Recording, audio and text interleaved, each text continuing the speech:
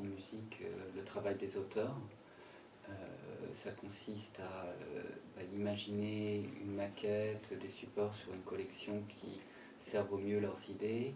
Ça c'est pour le premier aspect, et après ça va vraiment jusqu'à choisir les images en accord avec eux, trouver les bons studios de composition, tout ça.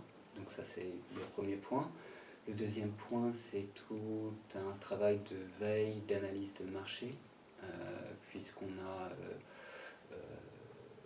on doit recruter des auteurs, on doit se tenir à jour aussi de l'évolution de toutes les techniques de fabrication, que ce soit en numérique ou en papier.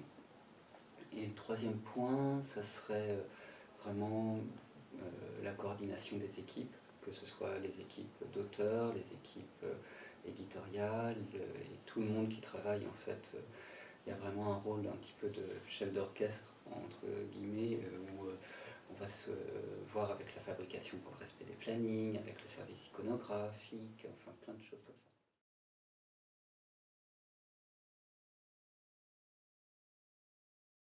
Donc, mon parcours est assez atypique, mais bon, il faut savoir que de toute façon, il n'y a pas de parcours type.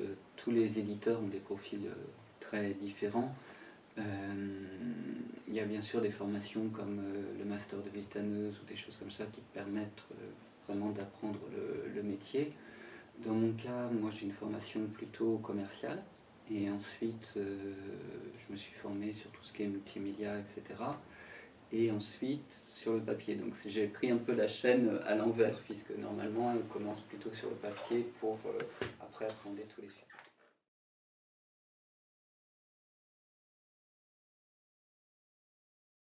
Ce qui me plaît le plus, c'est quand les auteurs oublient en quelque sorte qu'une idée vient de l'éditorial et se l'approprie complètement. C'est-à-dire que tout d'un coup, l'idée qu'on a eue est complètement intégrée dans leur travail, et ils le disent « Ah oui, cette idée qu'on a eue, c'est vraiment super ». Et voilà. Et là, c'est assez satisfaisant, parce que ça veut dire que vraiment on a fait un bon travail d'équipe.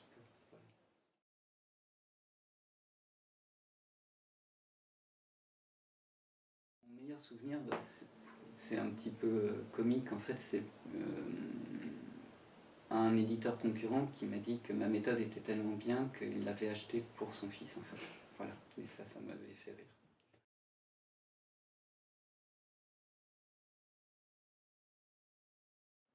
Je dirais il y a deux grands conseils. Le premier, c'est qu'il faut s'entêter, dans le sens où pour être éditeur, on va passer par beaucoup de stages, des CDD, etc. Mais c'est un parcours logique. Enfin, il y a beaucoup de maisons qui commencent d'abord par entraîner un petit peu les diplômés, et qui ensuite offrent des opportunités. Et le deuxième point, ça c'est plus sur le long terme, c'est l'humilité. C'est-à-dire qu'il faut savoir bien comprendre ce que veulent les auteurs pour arriver au mieux à faire un travail satisfaisant de part et d'autre. C'est-à-dire que ce soit aussi bien du côté éditorial que du côté auteur qu'on arrive à monter un projet. Donc il faut savoir de temps en temps s'effacer pour après mieux accompagner les auteurs. Voilà.